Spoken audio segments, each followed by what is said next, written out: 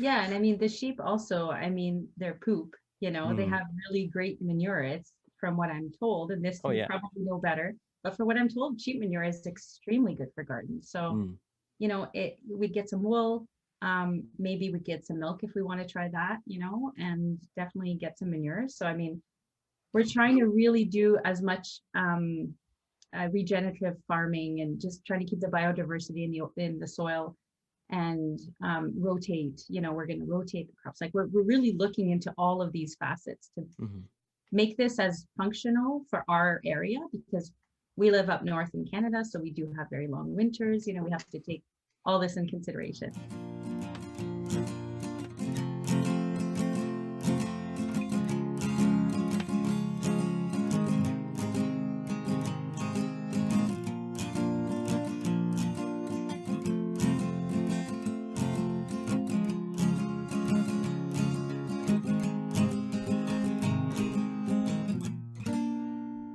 Hello and welcome to Talk Ag to Me, the podcast dedicated to improving ag literacy around the globe. I'm your host, Brandon Black, and in today's episode, we're talking about a hobby farm, actually. So here to join me for this episode, I've got Rosie here. I'm going to allow her to give her own introduction, so go ahead, Rosie. Well, as I've said in the pre-conversation, I have many facets. I guess the one pertinent to this one would be I have a history podcast called History A. I'm also sort of a history buff and linguist buff. I have an undergrad in linguistics and history. I have a master's in Viking studies, and I'm currently doing my PhD in what's called human studies and interdisciplinarity. But basically, I'm combining history and linguistics yet again for Vikings yet again. Awesome. So that's the basic one that most people know me from. On this type of podcast, I guess it would be good to say that we do have a hobby farm and we started it during the pandemic. My husband's a senior software engineer, and obviously I'm a student now, so that's been my job for a while. We have 7 kids, but they're teenagers and adults, and some of them have moved out and, have partners, and we're recently grandparents. So that's an exciting thing. And our Congratulations. hobby farm consists essentially of chickens right now. So it's a Nice. very small hobby farm. Awesome. Well, I'm glad to hear it. I mean, you definitely sound like you're a jack of all trades. You have a variety of experiences, which is always nice to have in a conversation. It brings a lot to the table. So I will say, kind of a tangent before we get into the ag talk. The fact that you're studying Viking culture is just amazing. Like that's something that because growing up, I've always liked to study different cultures, especially like medieval Europe type cultures and that sort of thing. And Vikings are kind of a more recent thing that I've come across in the past couple of years, and it's just awesome. So when you said Vikings, I was like, ooh, that's cool. But Yeah, my undergrad was combining the Gaels and the Vikings, the mm, culture contact period. But that's nice, not what my doctorate is. So it's a whole new topic, but with Vikings. nice, that's awesome. Awesome. So just hopping straight into it. So you reached out to me on Facebook and mentioned that you run this hobby farm, which you just described, and you said it mostly consists of chickens. So would you mind kind of explaining, for one, kind of what the thought process was into starting the hobby farm, and for two, kind of what it's looking like right now? Yeah. So it was kind of the whole what they call chicken math in Mm. the crazy chicken circles. We call it chicken math. So a friend of ours was moving. They had to get rid of their hens essentially. And they said, we have 6 hens. You have lots of property. You have a building that you don't use in the back. It's super easy to take care of hens. And you get free eggs. We're like, okay, 6 hens, we'll get maybe 4 or 5 eggs a day. That's fine. So we started with 6 hens and then it went to I think we were up to around 20. I'm probably getting the Wow. numbers wrong. It's somewhere around 20, about like a month later. And then we got a rooster. And now we have an incubator. So we're trying that for the first time. We are now moving our hens into a slightly bigger area. And we are picking up the new hens to add to the old hens. They're not really old, they're like 2 years old. Um, we are picking them up this week and will have, I believe, 56 hens. Now, is that 56 new hens or 56 total? I can't quite remember. My husband did all the ordering because he was very excited about ordering them. And I don't really care. I just like cuddling chickens, so it's fine. And Awesome. sorry. Very good. Go ahead. And we also, another friend of ours said, well, you could do meat chickens, and we said, yeah, we do have, an outbuilding to do that too. So we did, I think it was 60 the first year, the first Mm. summer.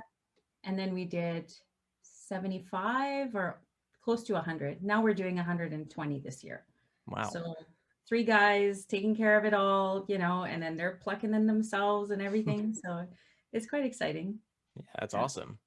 So would you guys say that you're more of a, because I mean, I'm not quite sure you're uh selling on the commercial market. Are you more of a kind of like a farm gate operation? Is that more accurate? Yeah, so we have heavily treed Hmm. 20 acres, very heavily treed. So we live in a city that had a massive regreening program about 40 years ago. Okay. And we ended up buying my parents' property that my parents planted all these trees 40 years ago. So we have these fairly mature, really, really good pine trees and Hmm. just a variety of different things.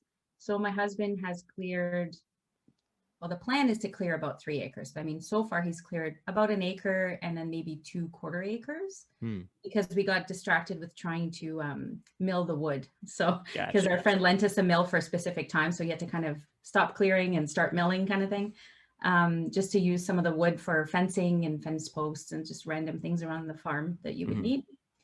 And yeah, so we're clearing the land, and now with the kids being grown up, and we have, our parents are nearby and lots of friends.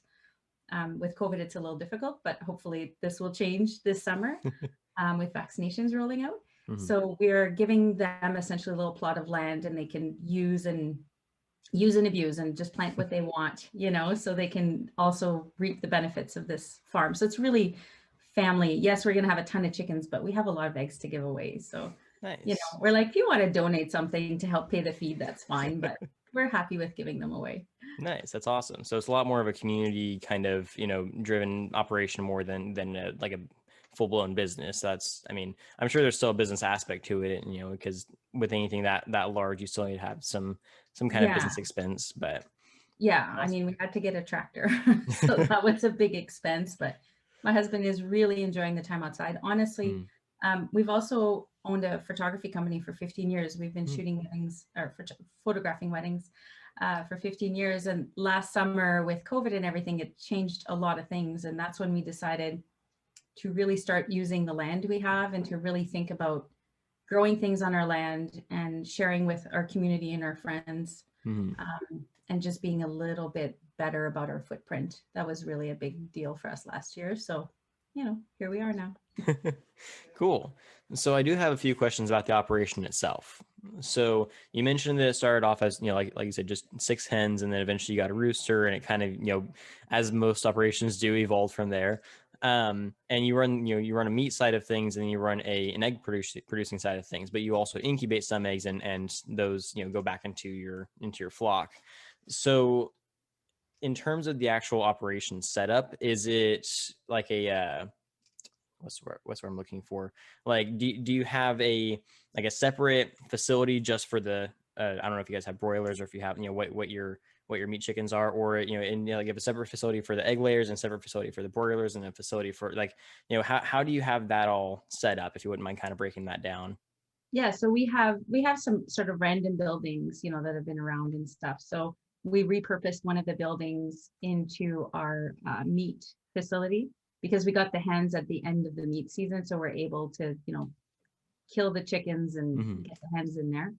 Um, so we essentially, sorry, my phone's ringing. Just one You're sec. good. I'm so sorry. No worries. Uh, yeah, so we're able to move out the meat chickens and bring in the hens. And now we're going to repurpose another building. So we're now separating them because the meat chickens are sort of aggressive as they Mm, get older towards the hens, especially. So we want to make sure our hens are healthy. And we have one rooster. We're hoping to maybe get another one. I mean, we're incubating eggs. We'll most likely get some anyway. The mm, eggs were given to us right now, so mm. they're not the same genetics, which would mean a rooster would be fine. Right. And I mean, I really like the heritage. We have green egg layers, hopefully, that are coming. We have chocolate Morans Mm. or Marans, whatever they're called. So the chocolate eggs, and we have the brown eggs, and we have the leghorns. So we have the white eggs, Mhm. and the meat chickens tend to be the leghorns. So Nice. yeah. Very So standard. yeah, well, I think that's it's a pretty good sized operation, and yeah, I don't you don't really hear a whole lot of small operations getting that big in the area that you're in. So could you kind of what was the community response to all of this happening? With you kind of blowing up your operation and starting to give back to your community and have your family involved in all of that. Like, was there a lot of people kind of looking at you like you're crazy, or was it like everyone was pretty welcoming? Like, what did you see from all that? Well, people always think you're crazy when you have chickens, I have to This say, is true. because the chicken math is a real thing and people don't understand it till they have it. No, I'm just teasing. Honestly, we have friends that live fairly close by that are in a farming community. So they've Hmm. really, really helped us, the McNaughtons. They've really helped us. And they've been farming forever. They had beef, they've had pretty much everything, but they do have hens for sure. And they've been a great source, just any question we have, so that on that side, we do have really good friends that have that experience, which is fantastic to have. Hmm. I am obsessed with sheep.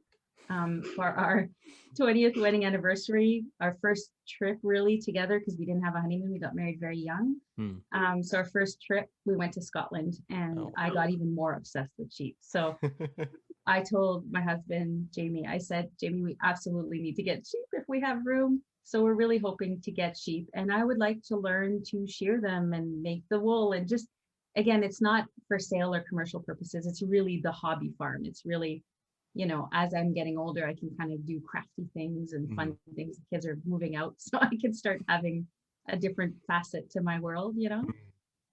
So, and then maybe an alpaca to help protect the sheep. And then you can also shear it and make wool too. So that's kind of, or not make wool, but you know what I mean? Yeah. You can spin it. So yeah.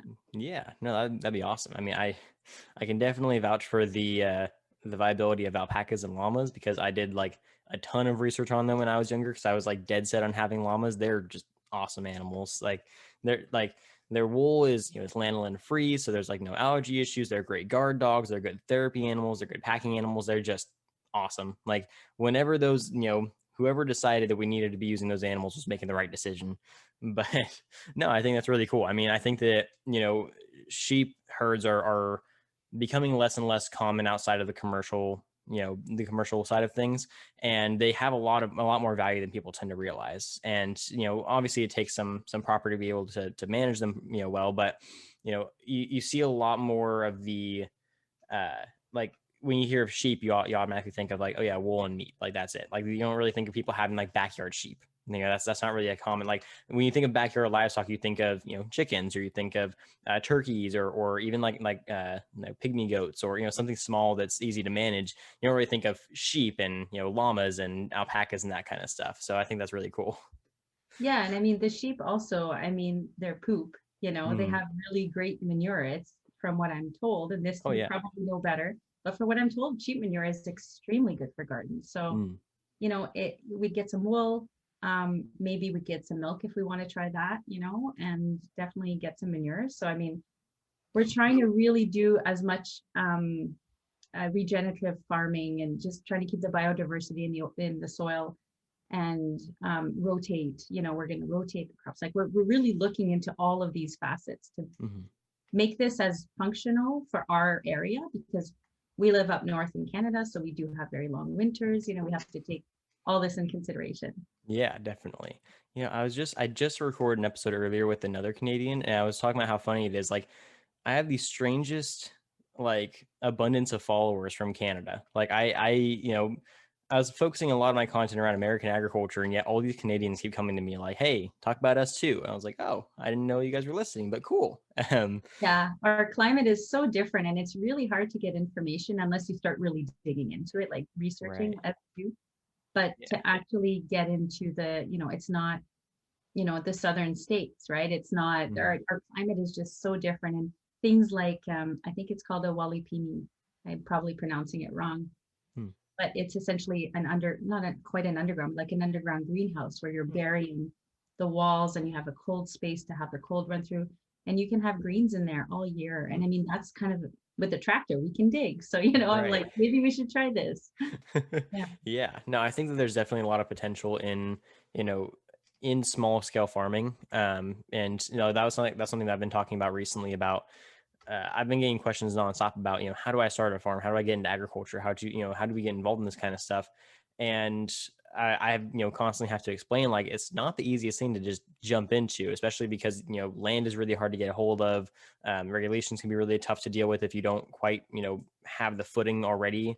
The fee to entry is much higher than it is for most other industries. It's just not an easy thing to just hop in and do. Not to mention you're fighting the environment the whole time, which is going to, either help you or it's going to kill you. It's, there's no in between. And so it's kind of, it's a very difficult industry to just hop into. So whenever I hear about people making, hobby farms and, smaller like farm gate type operations work, it's always, it's a nice story to be able to hear. Yeah. Well, I mean, I kind of really want pigs too because they do eat the land Mhm. really well, like tree Yes. stumps that my husband doesn't feel like pulling out, that kind of thing. He has pulled out quite a bit. So I mean, not give him credit for it. But I mean, the pigs will eat a lot of the stuff that other animals might not. And I mean, pigs are really cute. And I mean, I'm vegetarian, so it doesn't really matter if we eat them for meat. I would eat them anyway, so I'm okay. Yeah. Yeah, no, exactly. I think there's, there's a ton of, there's this, there's been this talk lately about, regenerative agriculture and newer approaches to more sustainable methods of growing food and all that kind of stuff. And, say what you will about the viability of it, but it seems to have positive results, especially when, when we're having this conversation about, can we sustain, long-term production of food with, with the current technology that we have and with the lack of land that we have.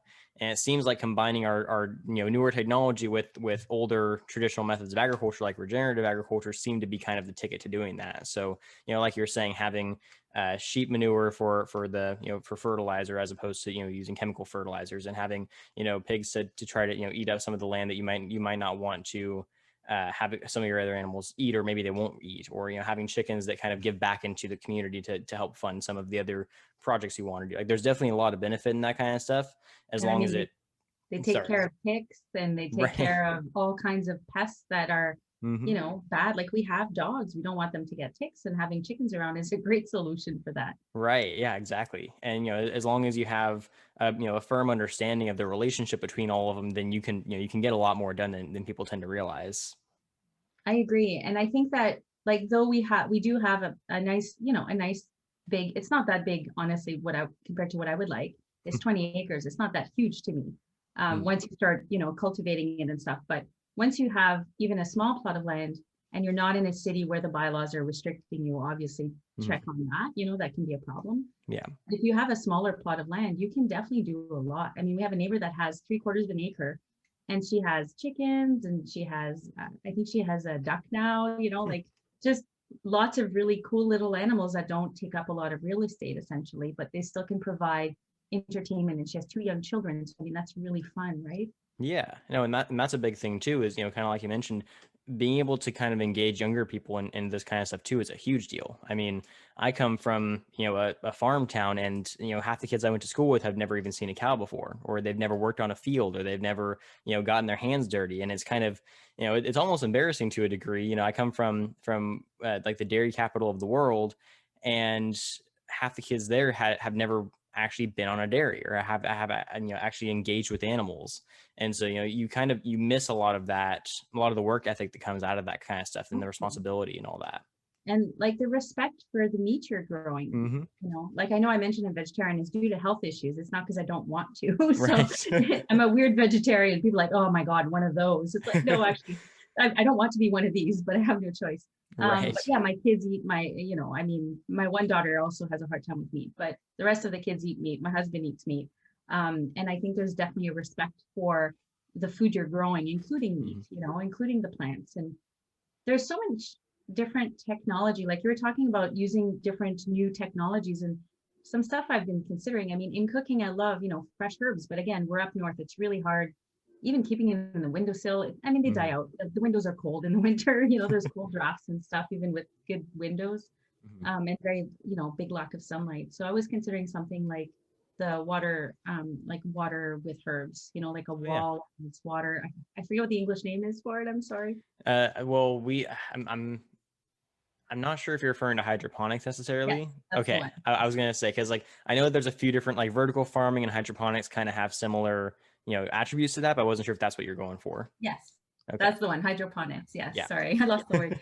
Very So good. yeah, having that, even like a small section of your house, and you could Hmm. have fresh herbs year round and super easy to take care of from what I've read. And, obviously there's always challenges, but it's the cost, or, there's some DIY stuff you can do. Yeah. Um, I always encourage people, even though I'm not in agriculture per se, I do encourage people, look at what you can do, plants in your house, aloe vera for Yeah. cutting bruises. I mean, it can be very small things, or a small plot of land. You can have a chicken or two, have a chicken or two. They're not that hard to take care of. They Right. help with ticks, they give you eggs. I mean, they're fantastic, and Yeah. they love No. petals. Right. No, and you mentioned a lot of things that I think are really important to to kind of, excuse me, take away from this. And that's a big part of what the purpose of this podcast is that agriculture is a lot more than just producing food and making money. There's a respect for the land, for the animals, for nature, for the plants.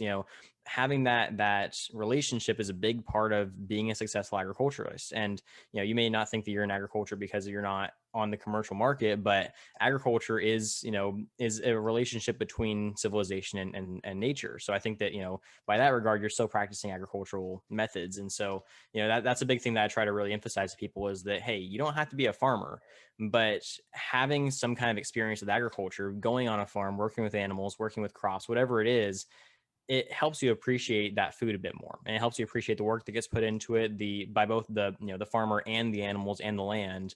It helps you appreciate how hard some people are working to try to make sure that food gets grown and it's healthy and safe for us to eat. That all of the technology, all of the practices and everything that's going into it, there's a reason that we're doing it, and that it's constantly being refined and constantly worked on. And it's just it's a lot more complicated than just some guy in overalls walking around with a milk pail in his cornfield. That's not agriculture quite anymore. It's evolved a lot more. Yeah, and even the, sort of mid-range, small to mid-range farms, like our friends who have farms around here, they have a lot of work, but there's still a process to it, and they've kind of refined, right? Hmm. Which is the really fun part, is the more, like, we've worked with chickens now for almost 2 years, and I feel like we've refined, like, the nesting boxes. We rebuilt the nesting boxes. What do we want? Okay, we want a roll away tray. We want the eggs to roll down and go get tucked in a corner. So not that the hens were eating it or anything, it was just much easier to harvest the eggs from the nesting boxes. Hmm. Because some hens, they go broody, right? They want to sit on the eggs. And then if you touch a hen that's broody, she complains. And then the rooster's like, what are you doing to my girl? And Right. you don't want an aggressive rooster. So Hmm. just sort of finding solutions. And I think it kind of ties into what you're saying, where we're using prior knowledge, but we're Hmm. using today's technology to kind of figure out what's the best thing for me and my farm and my agriculture, right? Yeah, no, definitely. And I think that, you made a solid point in saying that, the utilization of that technology is not for the sake of, let's mechanize our food production. It's to make the lives easier on the farmer and the animal.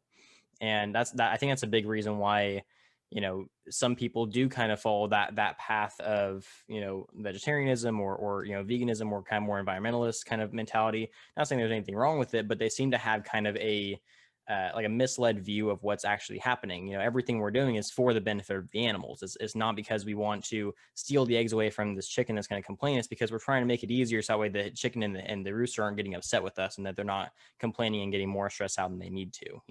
It's all about having a healthy relationship with whatever it is you're taking care of, and that's a big part of anything in life. Absolutely. And I mean, if you are very conscious of it, then that's when you hit up the farmers markets and you get to meet the people in your areas, and you really see where the stuff is growing. And I mean, we do go to Costco for some stuff. I mean, for frozen stuff. Like, of course we do. We're not complete, living off the grid. And I mean, in a way that'd be great, but in another way, with a big family like ours, we can't provide that way.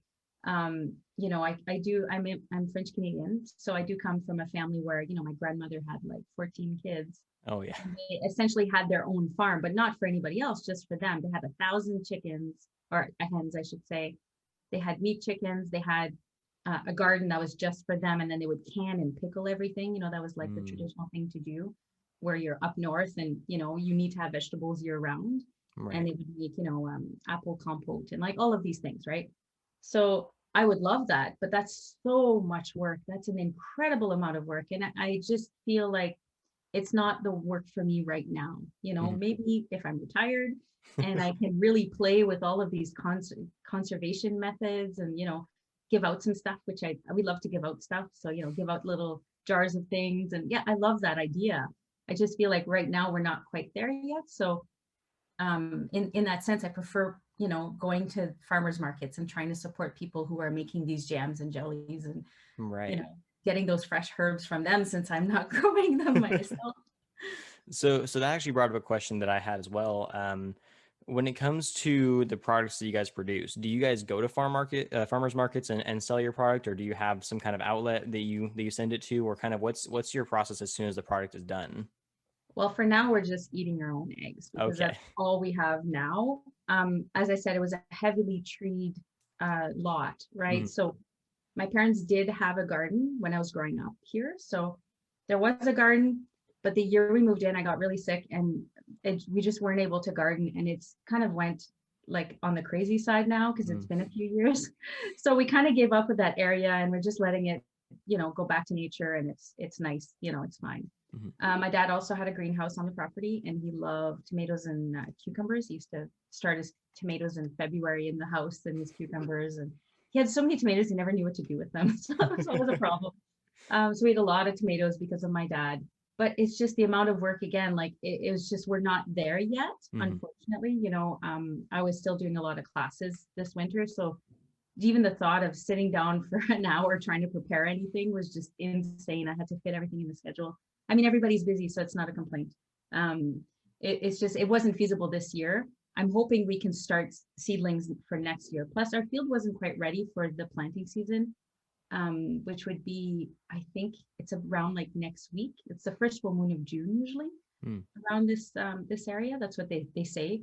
Or you have to cover your stuff because there is frost until then.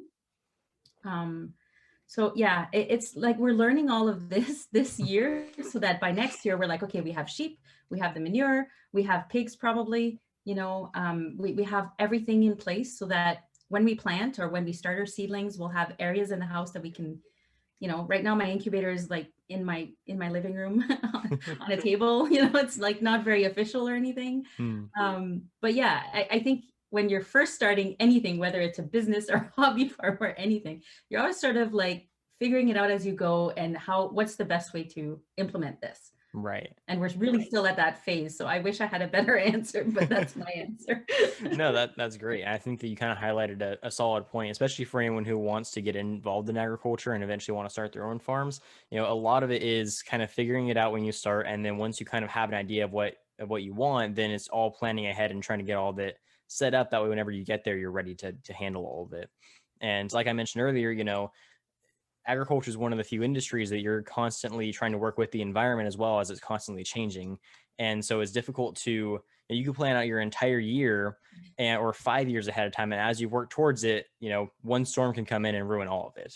So it's really hard to constantly be able to be ready for anything. You have to constantly adapt and find new ways to make sure that what you're trying to do is going to work effectively for you. Or like your flock could get sick, or you could, like you can have dogs break in and attack something, or like there's so many things that could go wrong. It's like you can never be 100% ready all the time. Something's always got to be accounted for. So Absolutely. Yeah. I mean, and we do have an outside run for the chickens, and we did end up, or the hens, I keep saying chickens, but they're hens.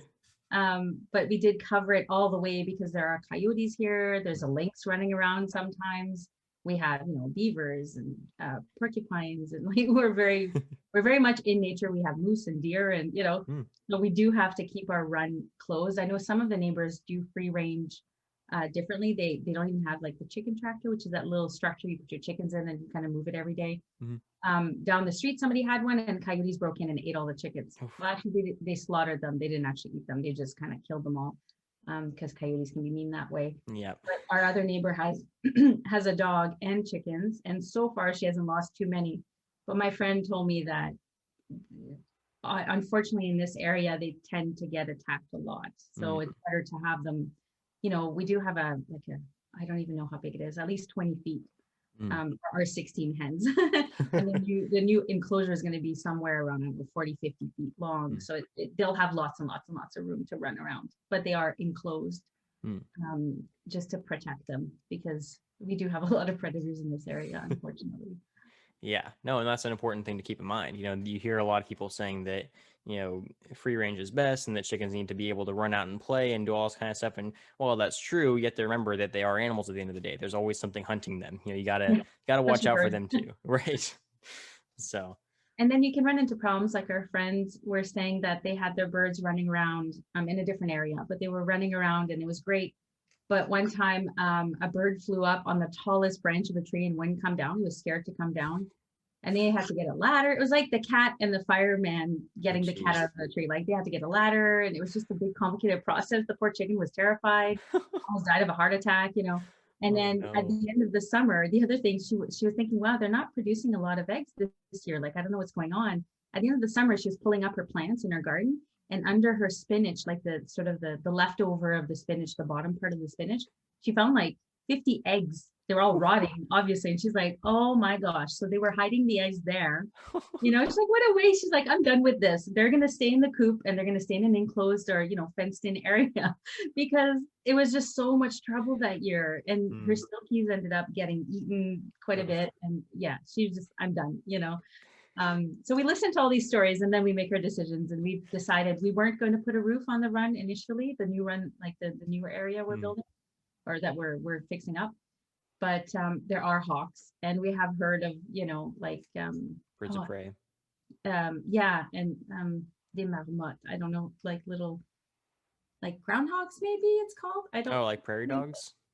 maybe, yeah, I don't really know what they're called in English, sorry. But they do climb over and they Oh. will steal the eggs and kill the chicks. And Hmm. it's like, oh my goodness. Okay, so no, we will, put it the top part of the enclosure there for sure.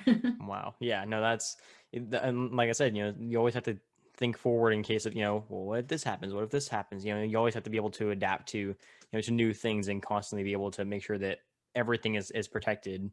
And yeah, no, that's crazy. But you did bring up another point that I thought was kind of interesting was that, you're able to learn from people who've gone through this before, which is always a nice thing. If you're trying to build a farm up from scratch with nobody else around you, you're going to run into a lot more issues. It's very helpful to have, a supportive community that can all kind of work together and say, hey, this happened to us 5 years ago. Make sure you do this that way it doesn't happen to you too, kind of thing. Oh, And yes. That's why I love Facebook for that, for the groups you can join, the crazy chicken groups. And mm, I'm part of so many farm animal groups like goats. And I don't even think we'll ever have goats, but if we do, I'll be informed. there you go. And a lot of people have suggested the best series of books is the stories, the Hmm. Storey. Yeah, everybody tells us those are the best guides. Like they kind of cover everything at a very detailed yet basic level, Hmm. and then you can kind of go into more detail with other research. So if anybody's starting out, I would definitely recommend that series. I've bought a few of them and they're really, really wonderful. Yes, no, I could definitely back that. I've read a few of the stories books myself. I actually have the Stories Guide to Beef Cattle underneath my bed right now. I read through it frequently. But yeah, no, they're very, very well, well worded, in a way that they're understandable for somebody who's not actively involved in agriculture, but somebody who, it's detailed enough that you're kind of ready to go into it with at least some kind of understanding of what you're gonna be doing. So Absolutely.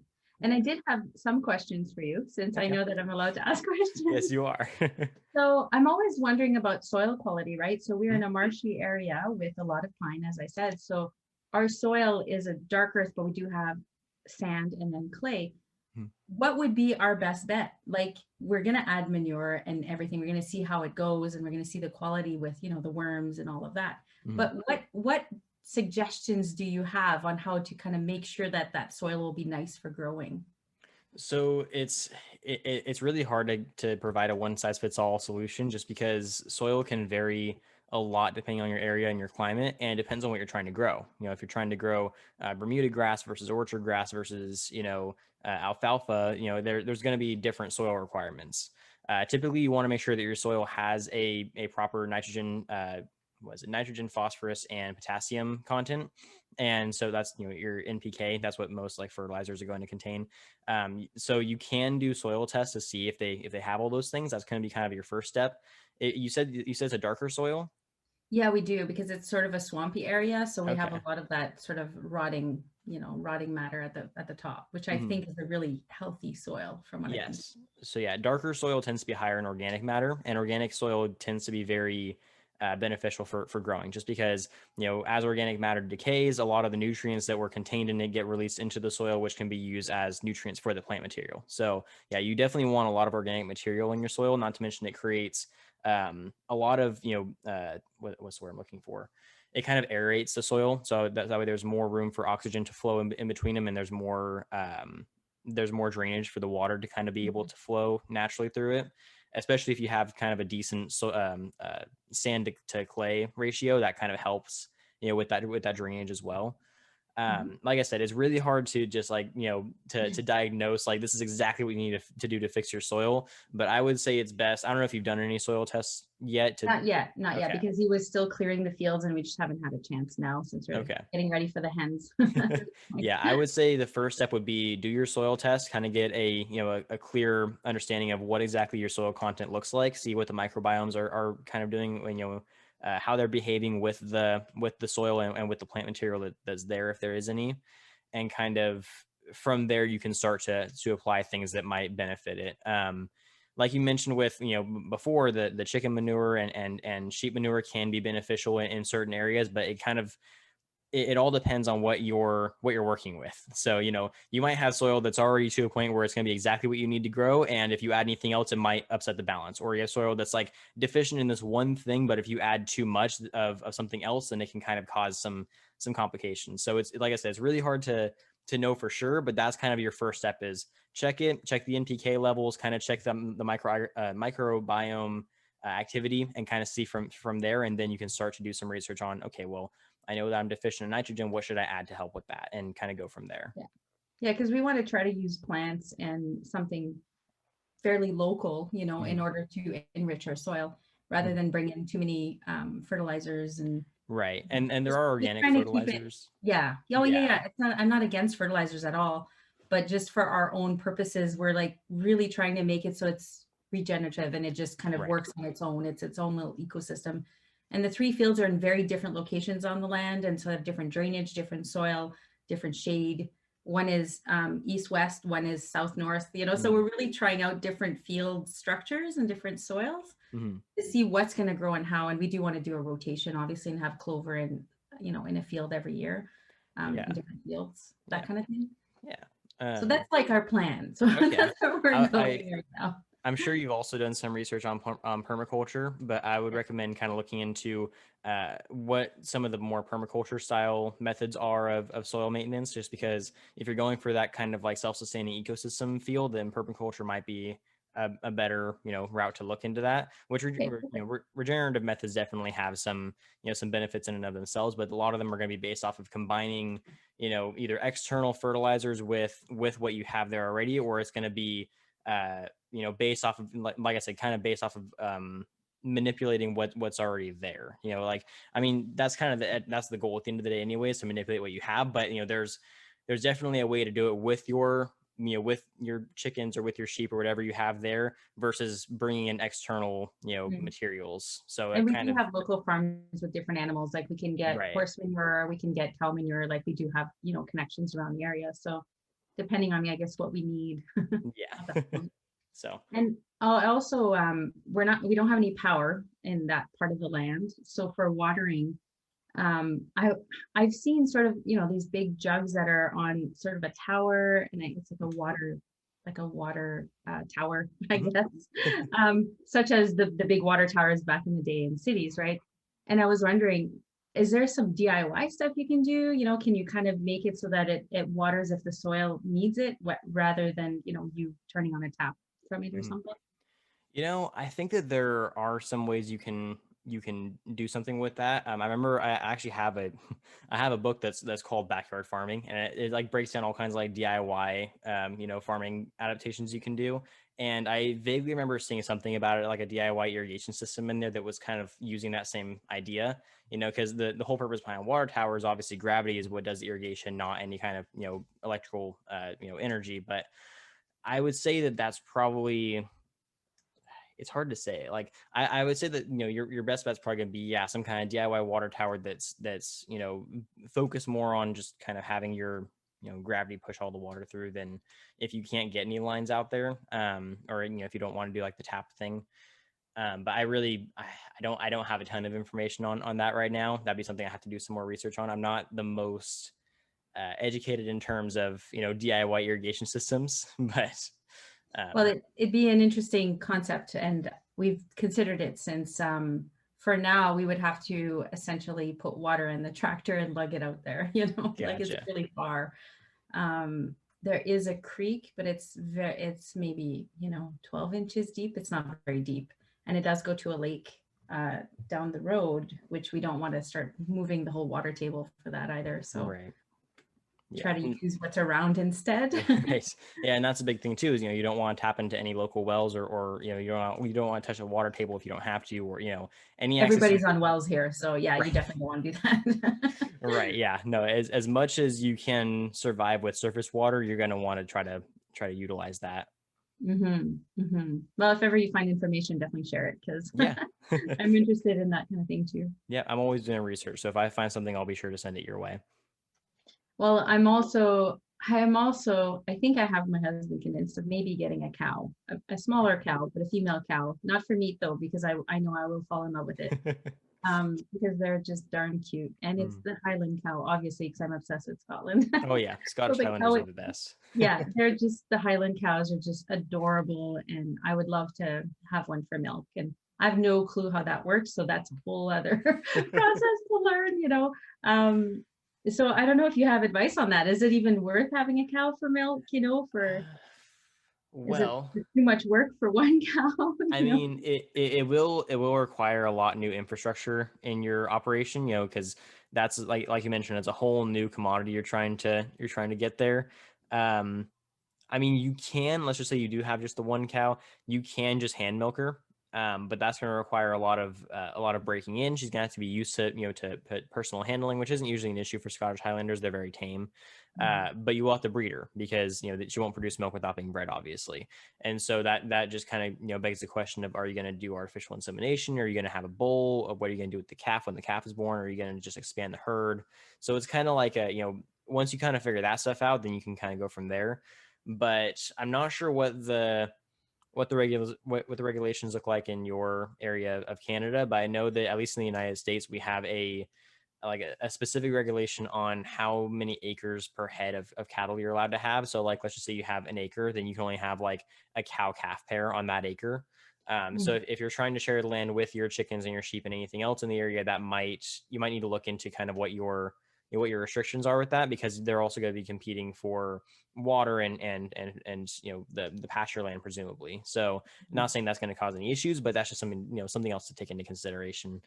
I do know The that sheep Scottish and High. cow go well together, from what I can tell. They Oh yeah, do get along very well. They're yeah, no, fairly clean, both of them, and fairly approachable. And yeah. right, yeah, no, they definitely have compatible temperaments. They shouldn't have any issues with fighting or anything. Usually, it just kind of asks another question of what's the water requirement going to be like? What's the pasture requirement going to be like? Is that going to be enough for the amount of animals I want to have? Do I need to do some kind of pasture rotation system? Do I need to have, like, that's just, there's just always more questions to ask with it. I will say that I don't know what the milking quality of Scottish Highlanders is, just because they are beef breeds, and so Mhm. they can be milked. Obviously, there are actually some beef breeds that are they double as milking breeds. So like milking Shorthorn, Charolais. There are a couple beef breeds that can be used for the milk quality, but typically, a milk cow is like Holsteins and Jerseys and Ayrshires and that sort of thing. But yeah, I obviously you can milk a Scottish Highlander. I just don't know. You'd have to make sure that they're producing enough milk for the calf and for you, kind of thing. That just be something you have to kind of look into and see what their milk production looks like. Because I know they do tend to be more decorational animals. They kind of just like to hang out in the pasture, which is if that's what you're going for, that's great. Just don't be surprised if they're not producing as much milk as one of the cows on the dairy next door. Mhm. Well, I mean, at that point, then we have her to breed her to Mhm. then sell for meat. The babies can leave and then they can do what they want. There you go. I guess. I mean, I don't know. I don't know. I would love to have a Highland cow. I Mm. found them really lovely when we were in Scotland. They were very, very sweet animals. They were like big dogs essentially. Yeah. They're not aggressive. They're very friendly, you know. And I don't know. I feel like the sheep would go well with them. They Mhm. just seem to run well together. But Yeah. See, and cattle is kind of my specialization. So beef and dairy cattle, those are kind of my bread and butter. I know, mhm, those are things I can speak on pretty well. So I can tell you exactly like what the temperaments are of each breed, what, what they're compatible with, what they aren't, all that kind of stuff. So yeah, no, Scottish Highlanders are like, I've only met one or two, but they were very, very, docile animals to be around. And they're, very easygoing. They're good decoration animals. They're very good just to kind of have around as a pet. They'll get along great with any other livestock you have. I just don't know what the production level of them is. Like I don't think that mhm. their meat quite competes with an Angus, and I don't think their milk quite competes with a Holstein kind of situation. But I mean, like you said, you're not trying to mass produce their milk or meat. It's just it kind of just like a backyard pet, and that I think it'd be fine for that. Yeah, it would just be to kind of round out what we're trying to do, I guess, which is, Yeah. um, have some milk from a cow at that point. It's not for everybody or to sell. No, it would just be for us or maybe the kids or something. Yeah. Yeah, I would think that'd be perfectly fine. Yeah. So maybe eventually in a few years when you talk to me, be like, hey, you did get your Scottish Highland cow. Yeah, no, for sure. I mean, I always like to check back in on my fans, so or on my guests, I mean. So whenever they text me about like, hey, I went and bought this thing, I'm like, oh, it's awesome, man. Or I see an article that reminds me of them, I send it to them. So yeah, if you get a Scottish Highlander, then I'm going to be expecting some texts or pictures or something. There's But people can't wait for COVID to be over. There's so many people that want to come and see the chickens. oh yeah, And I then a bet. friend of mine is obsessed with baby pigs. He is Mm. absolutely, he said, you told me you're getting pigs and I'm almost crying now. Like I'm so excited to see them. So I'm just very sad that it's COVID because by the time we get some of these baby animals, hopefully the restrictions are lifted a little bit so friends can come over and handle them a little bit and stuff. Right. Yeah, I will say because when you said baby pigs, this reminded me. If you wanted to keep the calf for a little while, or if you didn't want to interrupt the cow's milking ability, you can feed the calf formula, and then you can just harvest all the milk from the cow and call it good, because the calf will still get the nutrient supplement that it needs, and the cow will still get milked, and she'll feel better, and that way you're not missing out on any milk that the calf might be consuming. Because when you said that, because one of the farms I used to work on, we used to give the pigs formula, and we gave, like, when I started working on one of the beef operations around here, we used to give the calves formula too, and that way you can hold on to any milk you can get from the cow without having to worry about the calf missing out on anything. So Being that is an nutritionally option. deficient. Yeah. Mhm.